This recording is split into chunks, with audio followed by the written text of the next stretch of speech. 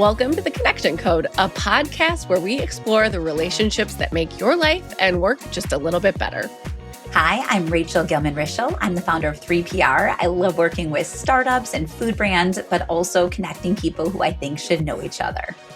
And I'm Gina Anderson Cohen. I started a health and wellness media company called A Sweat Life that tricks adults into making friends through fitness. And I'm also working on an event space and boutique hotel in New Buffalo, Michigan called Petite Acres. Okay, Gina, today's big question that we're going to dive into is inspired by our guest, author and behavioral scientist, Jon Levy, who is a ton of fun, and I actually wish we'd had more time with. He is known for hosting hundreds of dinners that bring strangers together to cook a shared meal. And there's some other rules in place that make it special and fun. But it made me think, if you were going to host a dinner party and you had the goal of unexpected connection, who would you invite? You can have 3 names. Okay, so I really ran with this theme, and I went with like a dead or alive kind of theme. Okay. Yeah. So I chose 2 who have passed on, 1 who's alive. My grandma, my mom's mom, Joanne Berkeley. She's on the other side. Amelia Earhart. We actually don't know where she is. And Catherine Switzer, alive. She was the first woman to run the Boston Marathon. She actually it was attempted to push her off the course. And I think those 3 women have different sort of strings to pull at, but like my grandma was I think really interesting and had this like love of reading and knowledge and curiosity. And Amelia Earhart's a badass. Like if she's there, she'd have to tell us where she went. And then Catherine Switzer, I'd love to just hear from her what it's like to be held up as a trailblazer along with Amelia Earhart. Who's at your dinner, Rachel? You just inspired me to think of, I might add a 4th if that's okay. Oh, okay. I don't know. You just I'll think of a 4th while you're talking. Okay. So I didn't know we could do dead or alive, even though I invented the question. I went with alive. Okay. And also ironically chose all women. I think there was something in my mind about like a female friendly dinner party. Yeah. So for connections, you can't beat Priya Parker, who I think is, again, author of The Art of Gathering. I think actually John's dinner parties were in Priya's book. So there's a small world connect. Yeah. But she knows how to host a gathering. She knows how to be a great guest at a gathering. I feel like she would really work the table. Michelle Obama, because I've always wanted to meet her and I love her books and her ethos and her way of being. And then the surprise that I don't think you would have guessed, Tina Brown, the former editor of Vanity Fair. I think she is wicked smart, so dry, so clever, knows all the gossip. I follow her on Substack. It's called Fresh Hell. She just has the best pointed takes. She is like the ultimate wordsmith. I feel like she knows everyone and everything and has lived a lot of life. And it would be a much spicier and more interesting dinner party with her in attendance. But the last ad is when you talked about being a first. I just listened to Misty Copeland on Oprah's podcast, and I think I might have sent it to you or somebody else. Probably. No, me. My friend Lindsay Abner sent it to me. I sent it to you. Misty was so interesting and articulate and inspiring. And I realized I know very little about her backstory. So I do want to dive in, but I think she would be a lovely presence at this dinner party. Oh, I feel like I want to just combine our dinner parties. And then, these women can just talk to each other. They can have a lot of firsts in this group. And also just a lot of like girl power. My grandma has like a very infectious giggle, so she would just laugh at everyone's adorable jokes. You always need a good laugh. I feel like that really brings it together. Good audience, honestly. Yes. And speaking of good laughs, let's welcome Jon Levy. So Jon is somebody I've really wanted to talk to for a long time. So I'm so happy that we were able to get on his schedule. He's been on a media tour. He's been doing all this national press and now the Connection Code. So he is a behavioral scientist, a New York Times bestselling author, known for his work in trust, human connection, belonging, and influence, all the spaces we love to explore. Jon specializes in applying the latest research to transform the ways that companies approach marketing, sales, consumer engagement, and culture.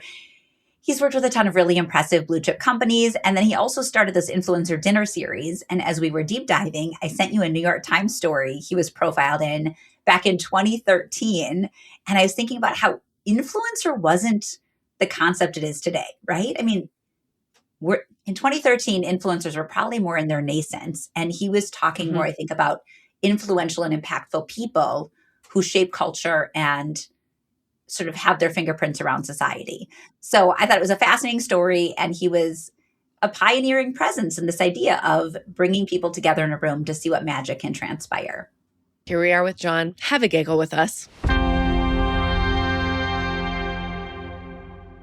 Hi, Jon Levy. Welcome to the Connection Code.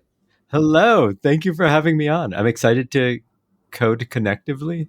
That's not right. Yes. Okay. Obviously. Yes, absolutely. Yeah, absolutely. I have real things to say, but I just want to point out why you're already one of my top favorite guests, which is that you immediately pointed out that my microphone was positioned at a very unflattering angle. And I only want people in my life who tell me the truth, especially when it's about aesthetics. So thank you. You're most welcome. I've never thought of my hypercriticalness as a favorable characteristic. Please tell my loved ones that this is actually a good thing. Because we're not related, I receive it well. Yeah, that's an excellent point, Rachel. We spent like 10 minutes off tape, I think, being equal parts trolled and loved on by Jon Levy. So that's how this is. Jon, you jumped on camera eating a snack, which is also how I like to connect with people, is just eating as you meet them. So we're in a good spot. Yes. So what shall we cover today? There's so many topics, I know. There's so many. Okay, here's where I'm going to begin. I always like to thank the people who played a role in a guest coming on the podcast. So let's talk about how we met. Megan Hurley, who's my former client and friend, said there's this guy, Jon, who hosts this dinner party series, and he's coming to Chicago, and he lost his venue, and he needs a kitchen. Can you help him? And I was like, I have kids, so probably not my kitchen. But then I thought, oh, Tim Huelskamp, who runs 1440, has a beautiful kitchen. Oh, it's Maybe Jon and Tim should talk. And then you and Tim did, and then you hosted a dinner party there. And then I decided I wanted a chance to talk to you more. Yeah, that was fun. Tim, first of all, has a gorgeous home. And I think he was a little shocked by the format because I assume both of you know this at this point, but just for your listeners, for the past 15 years, I've been running a secret dining experience. It's completely free to all the attendees. There's no catches or loopholes. It's just people are invited. When they arrive, they're not allowed to talk about what they do or give their last name.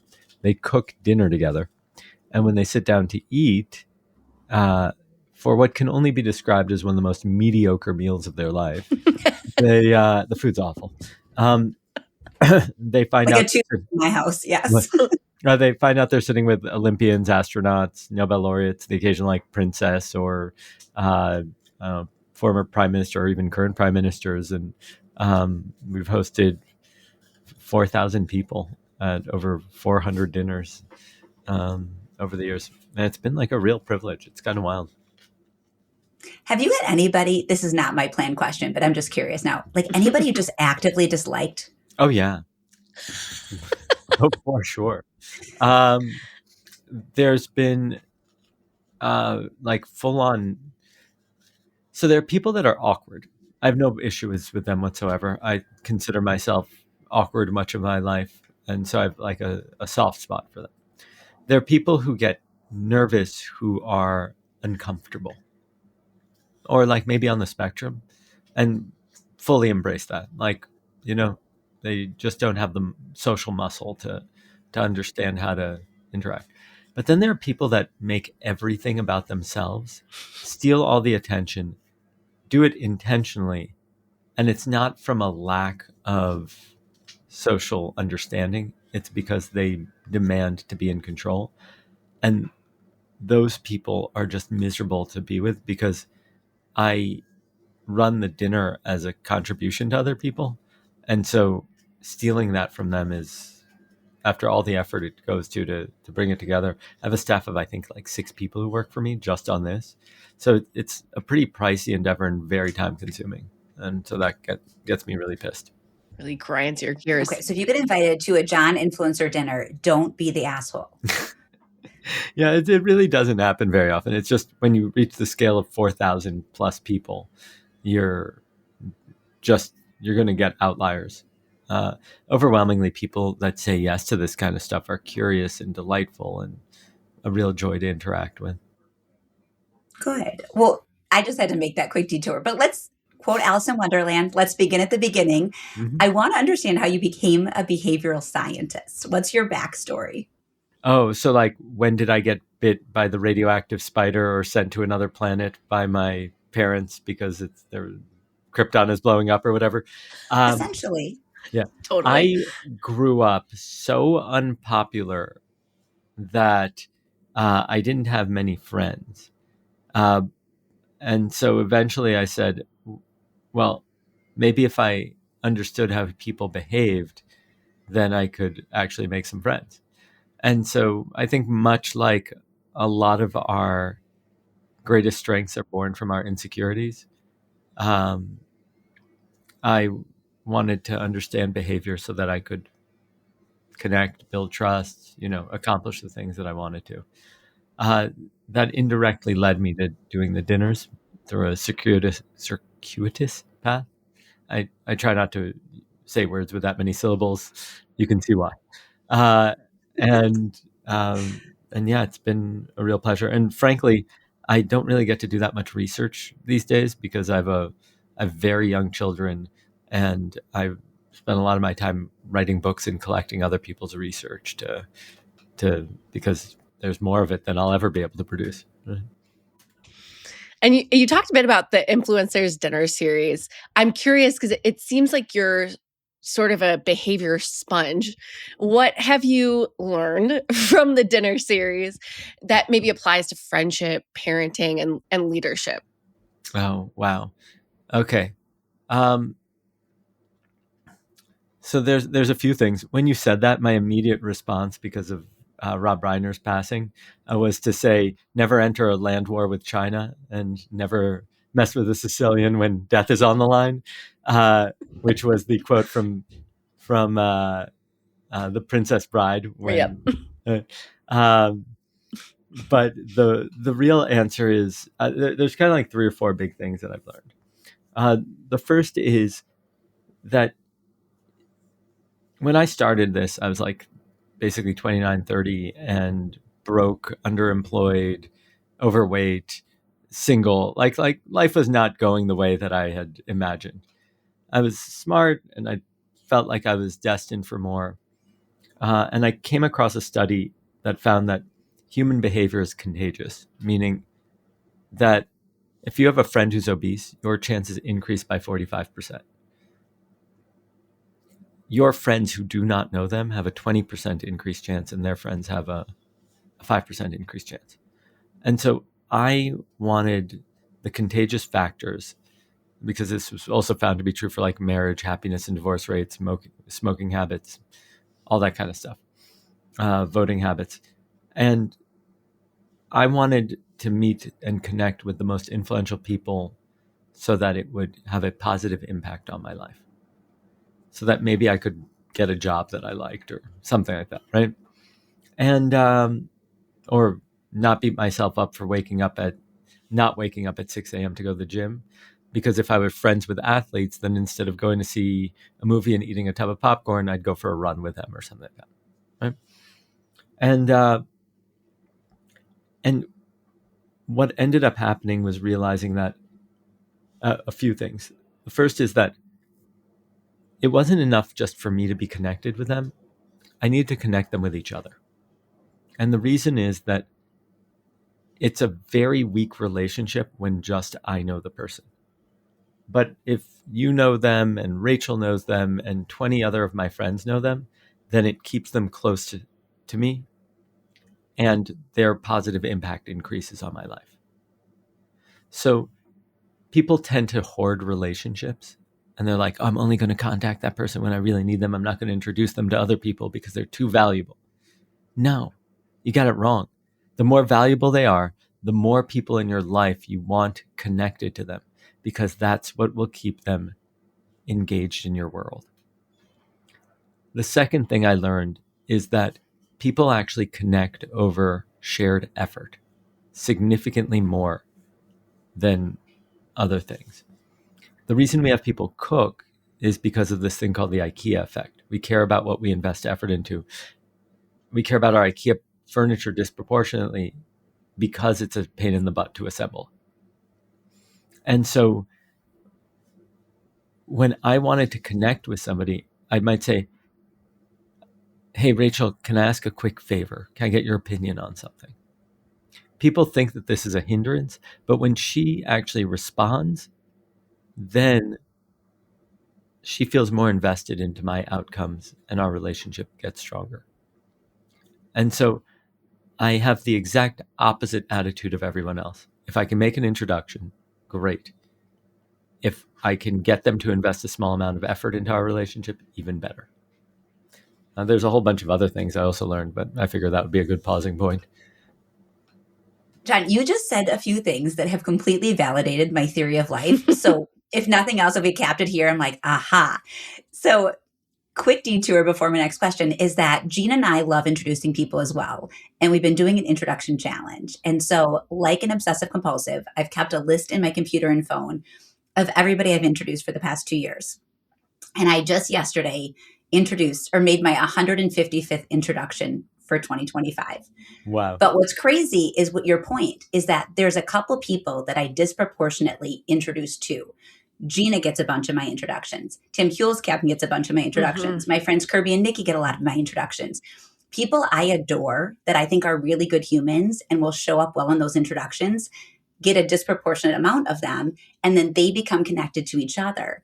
And I hate when people hoard relationships because I'm like, it's not a scarcity thing. People can know each other over and over. Can I point something out to your listeners right now? Please. That means that if your name isn't Gina or Tim, she doesn't think you're as remarkable and worthy of introduction. If you're friends with Rachel and you're not getting she said a lot Kirby of too. She said Kirby. I said Kirby, Nikki. Okay, great. So just pointing out, if you're not one of those 4 people, which I'm not on that list. Sorry, Jon. She thinks that you are less remarkable and undeserving of knowing people. Just wanted Jon, to say that. I did connect you with Tim, first of all. No, but secondly, that's the Tim side. I sent you a lot of food. Yeah, I sent you food, which is also a way that I did. show up for people. No. I'm incredibly appreciative. I just liked the unwritten element there. You're like making it slightly obvious that we should be hurt, but not really. So yeah, this was just like a little poke to everybody else that they're not as deserving, for sure. Try harder. Yeah, try harder. Close the goddamn loop. Yes. Which brings me to your book. It's like why my attractive friends get so many introductions. Oh, sorry, guys. Yes, I am. There's a teacher's pet situation going on, but only because they're really good at fielding the intros. Also, maybe I'm just lazy and I think of the same people over and over again because they're just actually, at the top of the list. Can I actually answer this one? Yes. There's something called the availability heuristic or the recency bias, which is that like when you're in contact or see something often, then you tend to lean towards it more, think it's more important and more valuable. And so my hunch is that the people that you just described are better at staying connected with you than the other people in your life. They probably message you more often. They may even ask more of you. You might live closer to them or see them more often. And so it's probably just an availability heuristic. Gina, I think you're deeply special despite what Jon is saying about proximity. And available. Yeah. You are very available to me. What I'm saying, Gina, is that you're desperate. No. Jon, Rachel, may I ask a quick please. Sort of aside? Jon, I'm curious what role teasing plays in your relationships, in the research you've seen, because I noticed like I've met you 25 minutes ago and I'm seeing your love language is teasing. So talk to us about that. It's that you two gave me permission to do it. I would never go on a podcast and do this unless we were giggling ahead of time. So I'll explain some stuff about trust that's really important. There's this tendency to believe that, Gina, if you trust me, you'll be vulnerable with me, right? Now, that's not really true the way it works is the exact opposite. It's because either I am or you are willing to be vulnerable that trust is created. And it's a predictable 4-stage process. And Gina, do you have kids? Nope. Rachel? I have a dog who's trying to bark, so I keep going on mute. No, the dog is perfect. So imagine it's a few years back, and I call you up and I go, Gina, my pet just peed all over my carpet. I'm so embarrassed. I have people coming over. I have no idea what to do. In that moment, I've signaled vulnerability, right? Mm-hmm. Now, if you ignore me or make fun of me, trust is reduced, right? But if you acknowledge it and go, John, I totally get it. Then you say, I have a dog. It's happened to me. Get this enzyme spray, shoot it. You'll be fine. Nobody will smell anything. We're going to get through this. Then what's happened is that you've signaled you've acknowledged it. You've signaled vulnerability to the same degree. The moment I see that, trust increases to that higher level. Person 1 signals, person 2 acknowledges, person 2 signals, person 1 acknowledges, trust increases. This is the fundamental building block of trust. I drop some papers, you help me pick them up. Vulnerability loop open and closed. I say, hey, I'm scared about something. You say, oh, I got your back.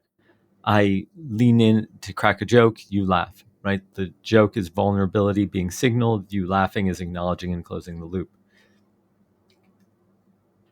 When we crack jokes back and forth, you two gave me permission by opening and closing that loop that is a acceptable and encouraged behavioral model. Now, what kept it being okay is something called, give me a second, benign violation theory. Benign violation theory works like this. Something it's funny when it crosses the boundaries of how reality should be, but in a non-threatening way. Both of those conditions have to be appropriate. So the three of us are Jewish. If I made a Jewish joke, it is crossing the boundaries of, is it appropriate to say or not?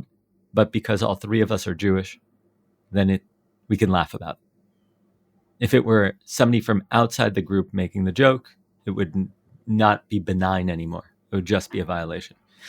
As we're joking around and those vulnerability loops are opening and closing, I am violating and you're violating the boundaries of new relationships. But it's happening in a benign way. And so we laugh about it and it becomes an acceptable behavior. Gina actually just has a Jewish husband, but she can be part of our Jewish jokes. I know. I was going to jump in. I was like, I still can't make the joke. But you can support the joke. But I can support the laughter. The anti-Semites are everywhere. This is nothing.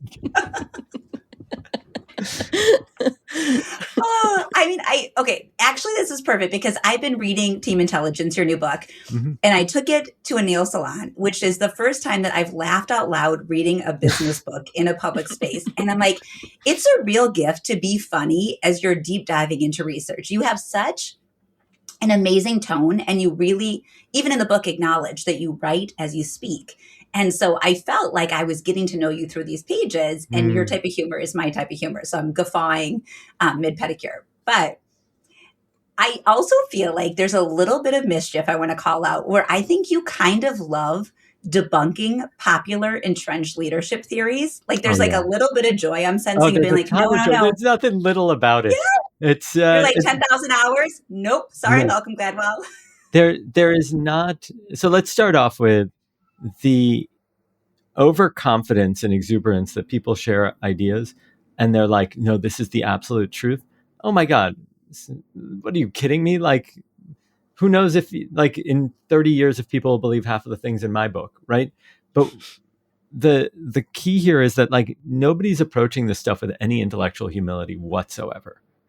And then the second thing is that we are all so burnt out from like the pandemic and overworking and everything that like none of us need another heavy book to read, right? Like by some academic telling us everything will be okay if you just follow these rules, because it never all works out, right? It's just completely absurd. And so I would like to say that I'm occasionally amusing, but I actually hired a comedy team to work with me on the book because I felt that it was so important to take care of the reader in the process that and I'm really proud of the work they did, and I did. I really love the Star Wars stuff. Oh, that's like such a joy in the book. But yeah, thank you for that, Rachel. I appreciate it. Yes, you made a great chicken joke about the sum of its parts, and I was like, that's the kind of joke that I like. The chicken and the sum of its parts. You were talking, there's a whole research section on breeding chickens Yeah, for the super chickens, sociability and Dr. teamwork. William Muir. Yes. Yeah. Yeah, and the KGB chickens. Yes. You made a great chicken joke, or your team made a great chicken joke. But if you want to explain the situation, I actually thought it was pretty illuminating of how teams could function well via the lens of chicken breeding. Yes, because that's what concerns most of us these days. Well, in Very the much so. 1970s and 80s, it was there was this chicken that was created called the DeKalb XL. It was like the Ferrari or Rolls Royce of chickens. This thing could just outproduce anything. There's just one major problem, which is when you purely optimize for individual productivity, the chickens became violent, and they would peck at each other trying to get their resources, and they'd peck each other to death. And Gina, it's okay. I'm not sure if you know where McNuggets come from, but these chickens do die. I didn't see that coming. Yeah. So it's even worse than that, but I'm not going to get into it for your audience. So what ends up happening is that the humanistic movement starts, and people are like, this is unacceptable. And an evolutionary biologist named William Muir says, well, we know how to solve this. If all we did was reward productivity, then of course they became antisocial. What we need to do is reward both pro-social behavior and productivity by breeding. So he set up these coops of crossbred chickens, and then he just weighed the total amount that they produced as a team. So the chickens had to work together. And the ones that were violent and stuff obviously produced less because there were less chickens. And the ones that were friendly produced more. And he kept rebreeding them. And eventually what he ended up with was these super teams of chickens that just laid tons and tons of eggs. But here's what's interesting and really telling. If you pulled a chicken out of a team, it was completely unremarkable by itself. The second thing was when he put a team of these, what he called KGBs, kindler, gentler birds, up against super chickens, which are these individually bred chickens, then the super team demolished the super birds. And that's because at the end of a year, almost none of the super birds were still alive because they pecked each other to death. And so it's kind of this telling example of how corporate America is set up. We keep rewarding individual behavior and hiring on pure talent and doing all the things that are actually counterproductive. Because if Rachel and I work at the same company and she wants to be in the top 10%, at a certain point, you have so much talent that the only way to do that is by making sure that I'm in the bottom 90%. So now Rachel is trash talking me more so than normal. And I look bad in front of the boss, and it becomes this toxic workplace. It's really interesting because I think a lot of us have experienced working at a workplace where individual contributors are rewarded, and you end up feeling frustrated because the team is not a wholesome thing. And you argue in the book this exact thing, that teams are made up of a whole group of people, not just smart people. So what actually makes a group intelligent together? What makes a group smart? So what we know doesn't work are a bunch of things. This is originally researched by Anita Williams-Woolley, and she brought teams together to solve a series of tasks. And what she found was a few kind of interesting patterns. Teams that are intelligent, that solve problems quickly with the resources they have, tend to be great across all problems. So they have like a certain cadence and behavior.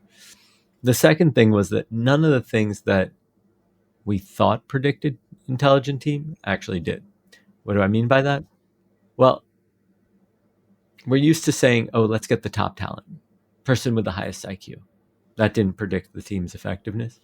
Neither did the average IQ. Neither did how much people liked each other, which has been long held as this, like, let's get everybody singing Kumbaya and doing trust falls. The single greatest predictor was that adding you and Rachel did far more than adding me. And that is the number of women on the team was the single greatest predictor of intelligence. So, gentlemen, Get sorry out. to break it to you. Get the fuck out. Get out. Rachel and I did a happy dance for the listener. The funny thing is that it's not actually even about being a woman. It's that women tend to have higher emotional intelligence. And when you look at what allows teams to function effectively, it's more about the ability to coordinate and understand when to push a topic and when not to, and when to call on somebody who may or may not, or may have something to share, or in welcoming the new person so that they're integrated faster. And all of these things are more informed by emotional intelligence. I should point out there are plenty of men with very high emotional intelligence and plenty of women with none, but it just means that women tend to have higher emotional intelligence. So obviously some bias on my end here, but are you saying the research points to women's ability to read the room and ensure people feel a sense of inclusivity, belonging, and psychological safety? It sounds like you're reading from a report. Yes, I am saying that. The precursor. I'm not. It's top of mind because there's a lot of, you might have noticed a lot of noise right now about women saying studies saying there's an ambition gap and that women want this off ramp and they're not trying to push or get promoted or move up because it feels like an unsustainable system, which has angered me greatly because I think women are very ambitious and very accomplished, but they're just kind of set up to fail because it's a lot to juggle right now. So that's another conversation.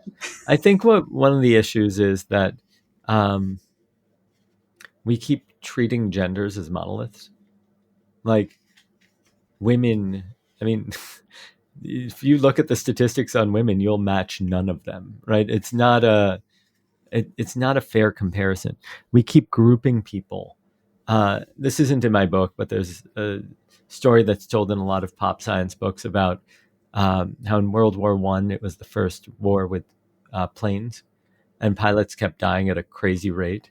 And that's because they built the cockpit of the plane on the average pilot size. And then somebody went in and actually measured the pilots and found that none of them were average in any way. So like you may have gotten the legs right on one person, but the rest of his body, like where your torso is versus your legs and all that. And the moment they created adjustable seating, then life expectancy rose dramatically. Because otherwise you'd be like sitting there and your knees would be in your throat, right? Like if you have long legs, or if you're too short, you couldn't reach the equipment. And I think that we tend to look at statistics and make a lot of gross generalizations on something that we call, let's say, gender, rather than splitting it across a different characteristic. So we say women have a higher emotional intelligence. The thing we actually care about is emotional intelligence. If we hire around emotional intelligence, will we end up with more women? Yeah, if you're not sexist. It's just statistics. But it's not that we're hiring women. If I said, oh, we need more women in the room, people would be like, for what? Like, what is the actual reason, right? It would reduce you to the thing that you have the least control over. Whereas if I say, wow, Rachel, you are really fantastic at reading the room and understanding how to maneuver the unwritten rules of an organization. I need you on my team. That highlights the things that you've developed over the course of a career that make you special and valuable. That's something that you can increase your skill at, teach others. You can't teach somebody how to be a woman in any meaningful way, right? Like, so I think that we need to really cut the data in what's useful rather than what's easy to see. And that's fair. I think I just got on a pedestal for a moment. It's not as simple as gender. It might be parents are having a hard time. It might be people at certain stages of their career. It might be millennials versus Gen Z. There are lots of ways that you could hone in. And state by state. It could be religious affiliation. It could be, right? Mormon culture is probably very different than Islamic culture, which is very different than whatever, right? So there's a lot of ways to cut the data. And there's no doubt that you're correct, but I don't know if it's necessarily useful, because when you cut the data in that way, it becomes very hard to do anything about it, right? Like, we need women empowerment programs. Are you sure? Some companies have great women empowerment programs, some absolutely awful. So anyway, as you could tell, I do like debunking things. Yeah. What do they call it? Contrarian? No. If Contrarian? someone wants contrarian, no, not a contrarian, but Definitely, I am not a contrarian. I would never call myself. I would never be a contrarian. I'm curious, if you were to give one piece of advice on forming a deeper connection at work or in friendships, what would that advice be? So there's this funny study that found it was about asking directions. People were stopped on the street and asked for complex directions. Do you know the study, Rachel? Only because I read it in your book. Oh, got it. Okay. And because you got really excited. I did, because I thought it was because I loved the tip. That's why. It was a good story. So when they stopped and asked people directions, they overwhelmingly didn't get them. But then they tried a second strategy, which was, I'm going to ask you for the time and then the directions. And the moment that they gave the time, people were almost always getting the directions after. And it's completely counterintuitive. We think that we're bothering people when we're asking for something. And the answer is you are. And the more important thing is, that's okay. Because human beings survived because of shared effort. The way we build relationships is actually through being inconvenient. We love our kids not because, or our pets, or care about our plants or our spouses, not because they're easy to deal with, but because we've invested effort over time. It's why adopted children are loved just as much as those born to their parents, because we stay up late and care for them. And that's true for friendships. And so if you'll notice, what happens is, if I ask somebody for the time, they've invested effort, I'm viewed as somebody worthy of more effort. And the actual process, we've discussed a lot of the parts. If Gina and I say, oh, what's the time? I've opened a vulnerability loop. When you close that, trust increases. And when you invest the effort to answer that question, the IKEA effect kicks in. Now you're invested into me. I'm viewed as worthy of more effort. Now, when I ask for that next thing, you are actually more likely to do it rather than less likely. Now, there needs to be a healthy amount of reciprocity. Nobody likes a pure taker. And so you wanted to know the tip? The tip is, it's okay to be inconvenient. It's okay to ask for things. It's why I kept coming back to Rachel for delightful, sweet snacks that are a joy to share with people, right? Insert ad here. Rachel, tell us about your client. Liam on your team was very gracious. I liked working with him. He's a nice guy. He's fantastic. Well, Rachel, should we do a super fast connection conversation? Yeah, go. Okay, Jon, really quickly, who is the last connection you made that you would want to spotlight? I did two. One was Leah Neal, two-time Olympic medalist, wanted to meet Neil Parikh, who's the co-founder of Casper, now has a new company. And she's like, can you intro me? And I'm like, this is such an easy one. Everybody wants to meet an Olympian. Thank you. And then the second was, I got a ask, and I'm not going to say for the specific role, but for the new CMO to recommend the new CMO for a major car company. And I was like, here's a list of 40 people to pick one from, and here are 3 that I think you should really consider. And so I think I made some recruiters some money, but we'll see. We loved having you on the podcast. This was super fun. Such a delight. Yeah. Jon, thanks for spending time with us. And now we have to talk again. Deal. What a guest, Rachel. Yes. I often feel like by the time we finish an interview, we've covered all the ground we need to for that given conversation. With Jon, I was like, no, more. Yeah. I feel like with researchers, you just can't, you can't get it all in one conversation because we just scratched the surface. Any question we ask, he'd like fold his hands and reveal a study that that illuminated the question at hand or the answer he wanted to give. So every question led to more questions. Yes. And I know you love researchers so much, and that's your domain. And I love writers so much, and that's something that like speaks to me. So I felt like Jon really checked both of our boxes of somebody we want to engage with more. Yeah. I want to ask a question and have you nerd out with the data. No, we didn't even get to. I wanted to ask him about the popularity versus likability situation because they can be mutually exclusive and have implications for your long-term life. And raising middle school daughters, let me tell you that the popularity likability thing feels very salient right now. Yeah, I know. We're going to need a part 2. But in the meantime, we wanted to make sure to get Jon out for a very important meeting. So make sure that you buy Team Intelligence by Jon Levy wherever you get your books. And you can find Jon Levy online, searching his name, Jonlevy. What else? What else do they need to know about him, Rachel?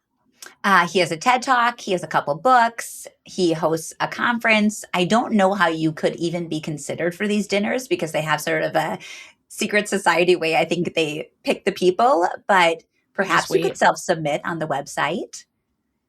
Self-submit. Just wait till you're chosen. That never works out. The thing I related to most was mediocre food. And I was like, that's about what I could contribute was, maybe being a great participant, but having no ability to make good food. But you did it together. Yes. It's a group bonding activity. Yeah. Rachel, should we do a show and tell? Yes. What do you have this week? Okay. So I brought an article on location sharing. But first I want to ask you, do you share your location on Find My Friends with friends and loved ones? Definitely with loved ones. I can't say that my parents have any idea what this feature is or how they could find me. Yeah. I don't think Ruben cares all that much, but has occasionally used it. I'm out there for the finding. I just don't know that anybody is that interested.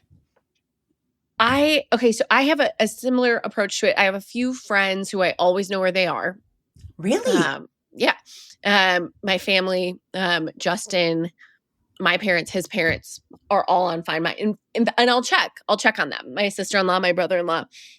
Wait, you'll check your friends' locations? Yes, I will check my friends' locations. Because you're worried?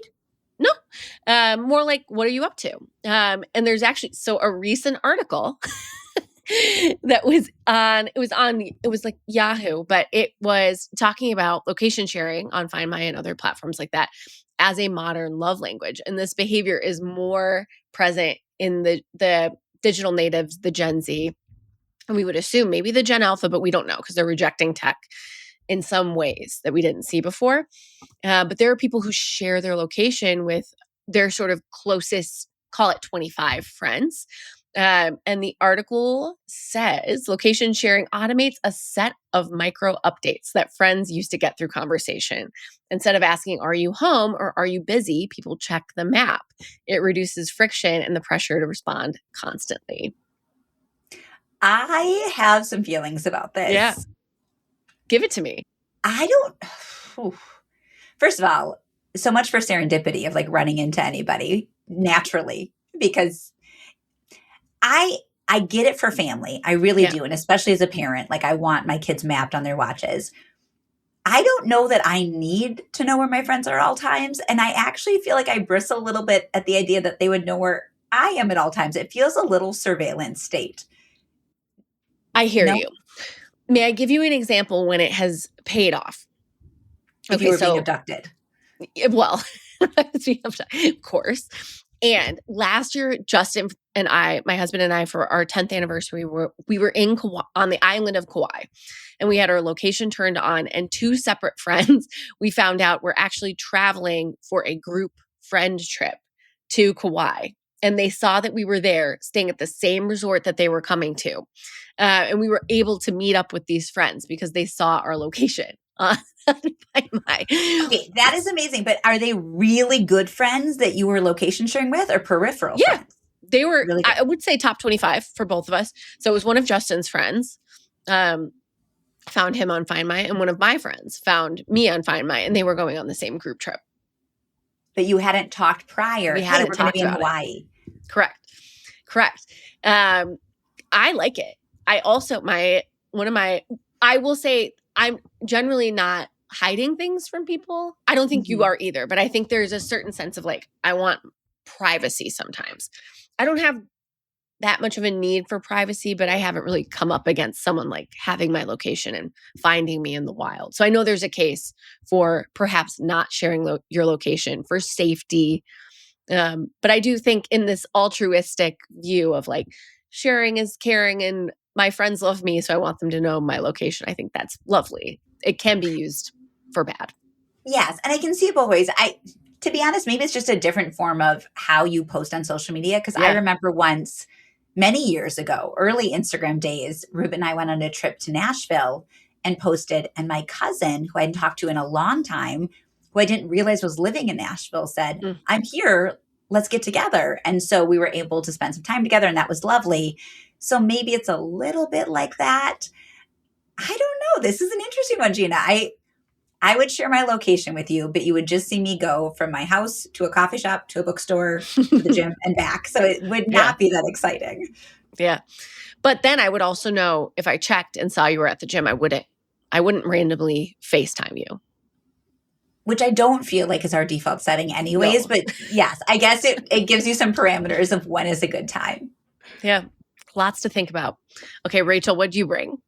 I brought a little bit of a curmudgeonly article in Town and Country, and the takeaway was that people are irritated that every gathering now seems to have question prompts or a game, and that you can't trust your guests to just converse without almost... Well, that was the tension in the piece, is that some people were like, trust us that we can have a conversation without needing intervention. And then other people were saying, to be honest, I don't have a lot of faith that guests are going to stay off their phones, ask each other questions, go somewhere interesting. And so putting forward these question prompts or games or activities is their way of saying, I really want this night to shine and I want people to participate. So some cranky people feeling as though they're not trusted or socially competent, and then some hosts and other guests saying, to be honest, it takes some of the pressure off and it gives people something to rally around. So as somebody who does enjoy a question prompt and has been known to bring a deck of cards or like question cards to different things, I like it, but I guess I could understand that people are feeling a little bit overly maybe like scheduled or pushed in a direction, and it does remove some spontaneity. So perhaps to each their own, but I kind of think this is not going away anytime soon. Well, I think we said this before and we'll say it again. Rules make fun. And I think a run of show, guidelines, rules, questions, those sorts of elements can really help create the guardrails that allow for spontaneity at a dinner. Because if you are removing these sort of tension points that cause people to have social anxiety and maybe say no to even going to a dinner, you can allow for someone to show up and be truly themselves and impart like who they are to the conversation. I think I'm going to stand firmly in the camp of like, I get it. The people who are probably feeling overruled or too guided are probably the people who do just fine. But they're not, I would say it's not about those people. It's about the sanctity of group. Yes. And one of the complaints is that the questions have gotten a little bit so much. The questions are not sort of natural and fun and the kind of things that open up a great spontaneous conversation, but very leading and businesslike. And someone said, it feels like a LinkedIn post in event form. And then people are kind of showing off or trying to say something that's going to land a certain way. And that does feel disingenuous. So to me, if you're going to play question games, you're going to give a prompt.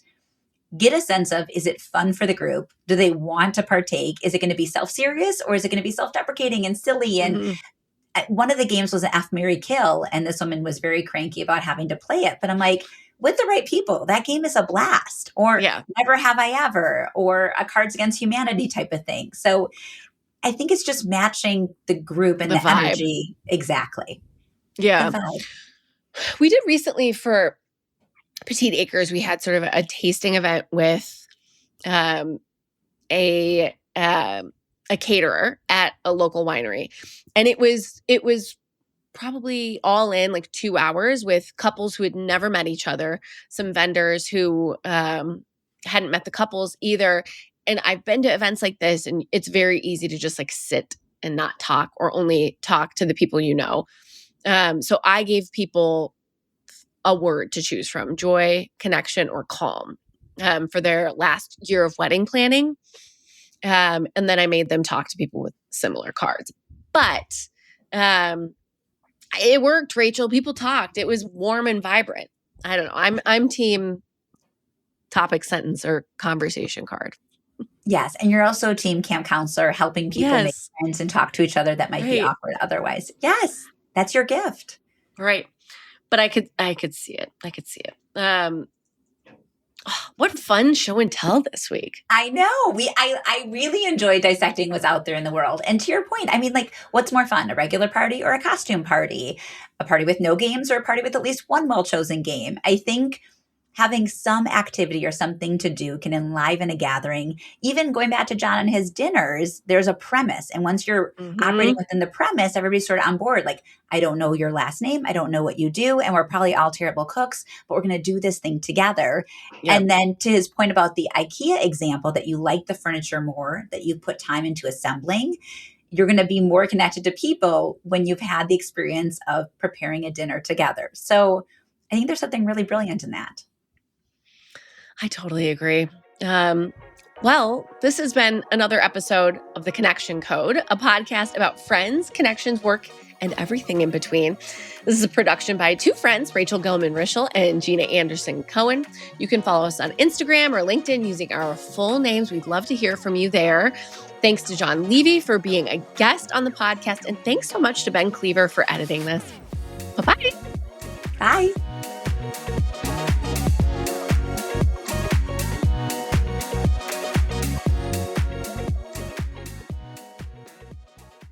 Hi, I'm Shira.